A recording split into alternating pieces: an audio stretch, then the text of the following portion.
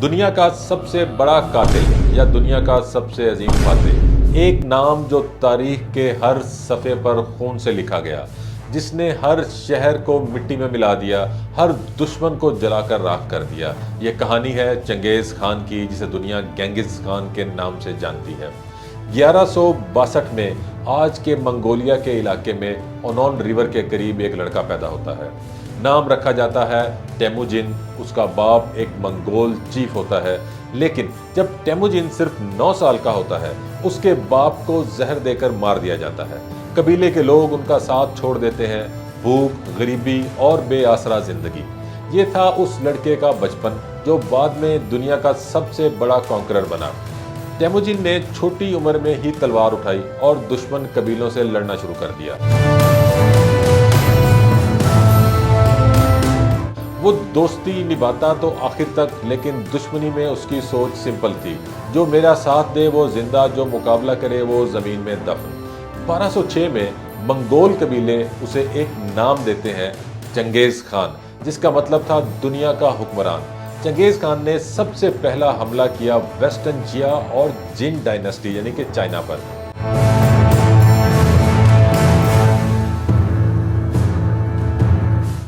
उसके बाद उसका रुख था सेंट्रल एशिया की तरफ, जहां उसने ख्वारिज़्म एम्पायर को अपना टारगेट बनाया।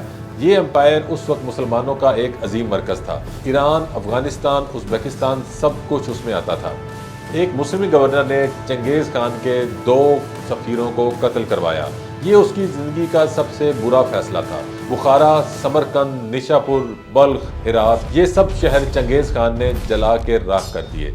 निशापुर में लाखों मुसलमानों को सिर्फ इसलिए कत्ल किया गया क्योंकि उनके शहर ने हिम्मत की थी मुकाबला करने की। इब्न लसीर लिखता है, अगर दुनिया के तमाम जुल्म को एक तरफ रखा जाए और मंगोलों के जुल्म को दूसरी तरफ, तो मंगोल भारी पड़ते हैं। उसने बुखारा में मस्जिद में घुसकर कहा, तुम्हारा खुदा कहाँ था जब मैंने तुम्हारा शहर जलाया। कुरान के वर्क जमीन पर बिछाए गए, उलमा को जिंदा जमीन में गाड़ कर दफन कर दिया गया।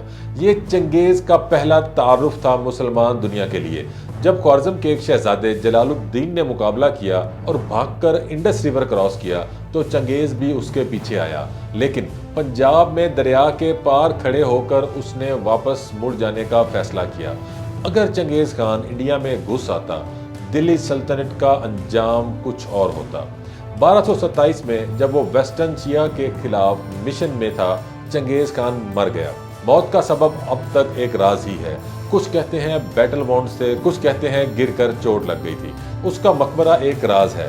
कहते हैं जिन्होंने चंगेज़ को दफन किया उन्हें भी कत्ल कर दिया गया, ताकि कोई उसका आखिरी निशान न ढूंढ सके। जहां चंगेज़ खान ने मुसलमानों का खून बहाया, उसकी नस्ल ने इस्लाम को कबूल किया। उसका पोता बर्क खान पहला मंगोल रूलर था जो मुसलमान बना। ईरान में इल्खनैत डायनेस्टी ने भी इस्लाम अपना लिया। कुबलाई खान, उसका दूसरा पोता, चाइना का बादशाह बना और युआन डायनेस्टी का फाउंडर बना।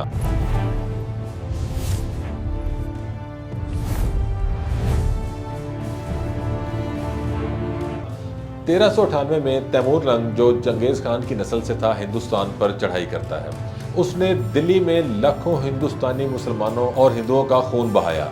ये भी चंगेज़ खान की लेगेसी थी, खून, खौफ और फतेह। चंगेज़ खान सिर्फ जंग का उस्ताद नहीं था, वो एक एडमिनिस्ट्रेटर भी था। उसने यस्सा नाम का एक कोड बनाया जिसमें डिसिप्लिन, रिवॉर्ड और पनिशमेंट का क्लियर निज़ाम था। सिल्क रोड जो पहले अनसेफ था, उसने इसे सिक्योर बनाया कि चाइना से यूरोप तक लोग सफ़र करने लगे। मंगोलिया में उसका नाम इज्जत से लिया जाता है। यूरोप में उसे मिलिट्री जीनियस कहा जाता है, मगर मुस्लिम दुनिया में उसे जुल्म का बाप माना जाता है। आजकल के डीएनए रिसर्च के मुताबिक दुनिया के 1 आउट ऑफ एवरी 200 पर्सन्स का डीएनए उसी चंगेज़ खान से मिलता है। वो गया नहीं, वो हर जगह है। चंगेज़ खान एक इंसान था, लेकिन उसकी सोच ने तारीख का रास्ता बदल दिया। क्या वो हीरो था या एक मर्डरर? जवाब आपके पास है।